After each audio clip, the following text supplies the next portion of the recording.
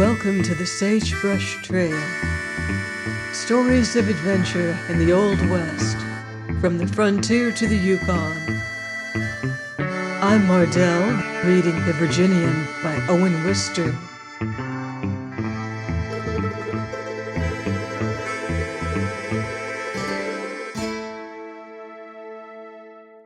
Chapter 13.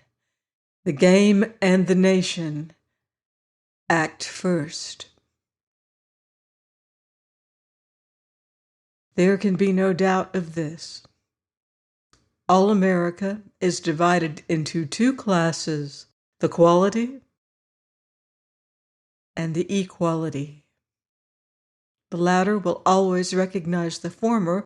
When mistaken for it, both will be with us until our women bear nothing but kings. It was through the Declaration of Independence that we Americans acknowledged the eternal inequality of man, for by it we abolished a cut-and-dried aristocracy.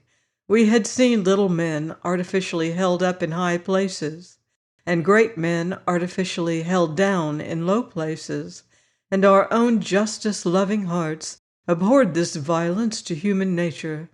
Therefore we decreed that every man should thenceforth have equal liberty to find his own level. By this very decree we acknowledged and gave freedom to true aristocracy, saying, "Let the best man win, whoever he is. Let the best man win." That is America's word. That is true democracy. And true democracy and true aristocracy are one and the same thing. If anybody cannot see this, so much the worse for his eyesight. The above reflections occurred to me before reaching Billings, Montana, some 3 weeks after I had unexpectedly met the Virginian at Omaha, Nebraska. I had not known of that trust given to him by Judge Henry, which was taking him east. I was looking to ride with him before long among the clean hills of Sunk Creek. I supposed he was there. But I came upon him one morning in Colonel Cyrus Jones' eating palace. Did you know the palace? It stood in Omaha near the trains, and it was 10 years old, which is middle-aged in Omaha, when I first saw it. It was a shell of wood, painted with golden emblems, the steamboat, the eagle, the Yosemite, and a live bear ate gratuities at its entrance. Weather permitting, it opened upon the world as a stage upon the audience. You sat in Omaha's whole sight and dined, while Omaha's dust came and settled upon the refreshments. It has gone the way of the Indian and the buffalo, for the West is growing old. You should have seen the palace and sat there. In front of you passed rainbows of men, Chinese, Indian chiefs, Africans, General Miles, younger sons, Austrian nobility, wide females in pink. Our continent drained prismatically through Omaha once. So I was passing that way also, walking for the sake of ventilation from a sleeping car toward a bath, when the language of Colonel Cyrus Jones came out to me. The actual colonel I had never seen before. He stood at the rear of his palace, in gray flowery mustaches and a Confederate uniform, telling the wishes of his guests to the cook through a hole. You always bought meal tickets at once, else you became unwelcome. Guests here had foibles at times, and a rapid exit was too easy. Therefore I bought a ticket. It was spring and summer since I had heard anything like the colonel. The Missouri had not yet flowed into New York dialect freely, and his vocabulary met me like the breeze of the plains. So I went in to be fanned by it, and there sat the Virginian at a table alone. His greeting was up to the code of indifference proper on the plains, but he presently remarked, "I'm right glad to see somebody," which was a good deal to say. "Them that comes here," he observed next, "don't eat, they feed." And he considered the guests with a somber attention. "Do you reckon they find joyful digestion in this swallow and get-out draught?" "What are you doing here, then?" said I. "Oh, pshaw, when you can't have what you just choose what you have." And he took the bill of fare. I began to know that he had something on his mind, so I did not trouble him further. Meanwhile, he sat studying the bill of fare. "Ever heard of them?" he inquired, shoving me the spotted document. Most improbable dishes were there: salmis, canapes, supremes, all perfectly spelt and absolutely transparent. It was the old trick of copying some metropolitan menu to catch travelers of the third and last dimension of innocence. And whenever this is done, the food is of the third and last dimension of awfulness, which the cowpuncher knew as well as anybody. "So they keep that up here still," I said. "But what about them?" he repeated. His finger was at a special item: frog legs, la Delmonico. "Are they true anywheres?" he asked. And I told him certainly. I also explained to him about Delmonico of New York and about Augustin of Philadelphia. "There's not a little bit of use in lying to me this morning," he said with his engaging smile. "I ain't gonna order anything's legs." "Well, I'll see how he gets out of it," I said, remembering the odd Texas legend. The traveler read the bill of fare, you know. It called for vol au vent, and the proprietor looked at the traveler and, running a pistol in his ear, observed, "You'll take hash."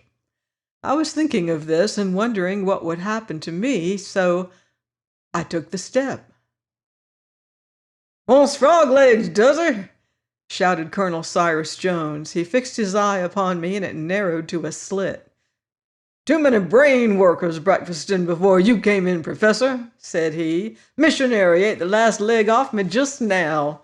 Brown the wheat," he commanded through the hole to the cook, for someone had ordered hot cakes. "I'll have fried eggs," said the Virginian. "Cook both sides."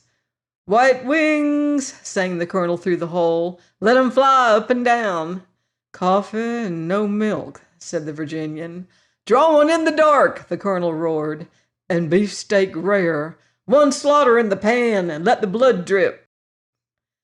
"I should like a glass of water, please," said I. The colonel threw me a look of pity. "One Missourian ice for the professor," he said.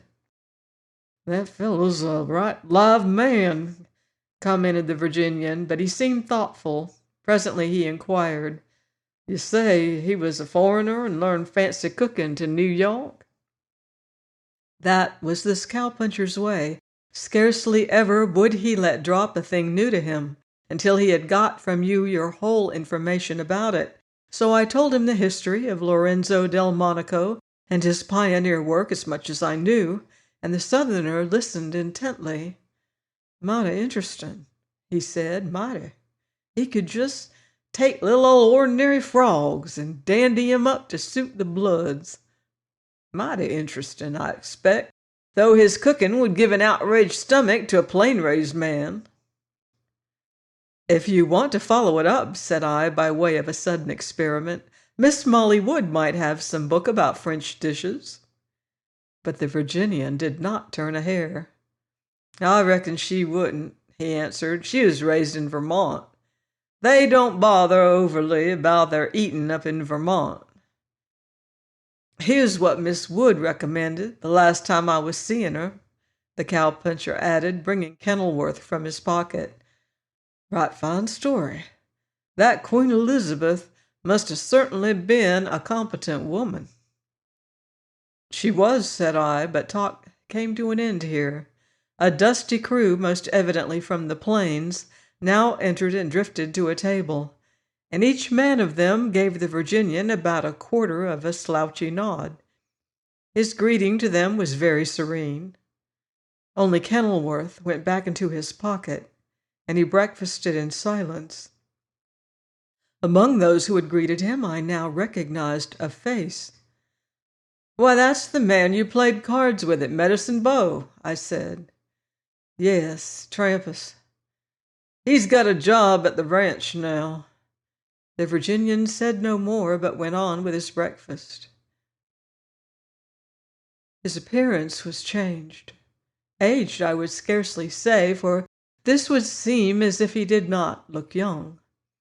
But I think that the boy was altogether gone from his face, the boy whose freak with Steve had turned Medicine Bow upside down, whose other freak with the babies had outraged Bear Creek, the boy who had loved to jingle his spurs. But manhood had only trained, not broken his youth. It was all there, only obedient to the rein and curb.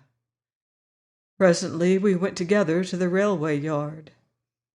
"The judge is doing right smarter business this year," he began, very casual indeed, so that I knew this was important.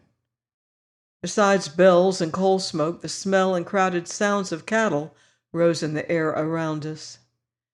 "Here's our first gather of beeves on the ranch," continued the Virginian. "The whole lot shipped through to Chicago in 2 sections over the Burlington. The judge is fighting the Elkhorn road." We passed slowly along the 2 trains, 20 cars, each car packed with huddled, round-eyed, gazing steers. He examined to see if any animals were down. "They ain't ate or drank nothing to speak of," he said, while the terrified brutes stared at us through their slats. "Not since they struck the railroad they've not drank. You might suppose they know somehow what they're traveling to Chicago for." And casually, always casually, he told me the rest. Judge Henry could not spare his foreman away from the second gather of beeves. Therefore these 2 10-car trains, with their double crew of cowboys, had been given to the Virginian's charge. After Chicago, he was to return by St. Paul over the Northern Pacific, for the judge had wished him to see certain of the road's directors and explain to them persuasively how good a thing it would be for them to allow especially cheap rates to the Sunk Creek outfit henceforth. This was all the Virginian told me, and it contained the whole matter, to be sure.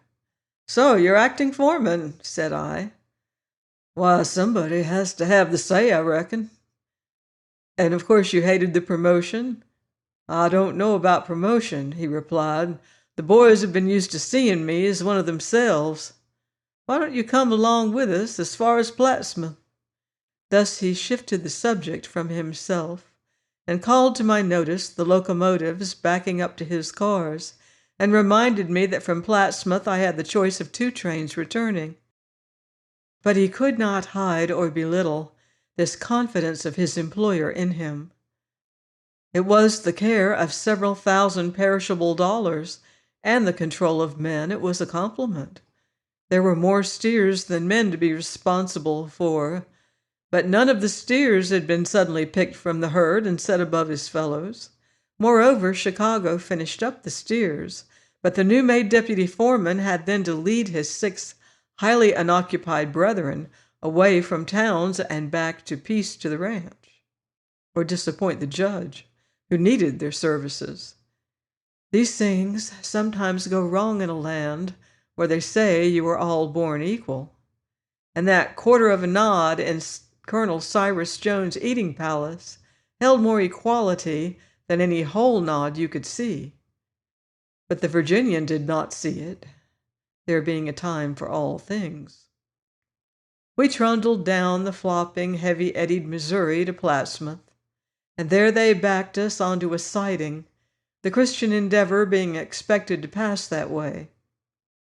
And while the Equality absorbed themselves in a deep but harmless game of poker by the side of the railway line, the Virginian and I sat on the top of a car, contemplating the sandy shallows of the Platte. "I should think you'd take a hand," said I. "Poker? With them kittens?" One flash of the inner man lighted in his eyes and died away, and he finished with his gentle drawl. "When I play, I want it to be interesting." He took out Sir Walter's Kenilworth once more, and turned the volume over and over slowly, without opening it. You cannot tell if in spirit he wandered on Bear Creek with the girl whose book it was. The spirit will go one road and the thought another, and the body its own way sometimes. "Queen Elizabeth would have played a mighty powerful game," was his next remark. Poker? Said I. Yes, sir. Do you expect Europe has got any queen equal to her at present? I doubted it. Victoria'd get pretty nice slain sliding ships out against Elizabeth.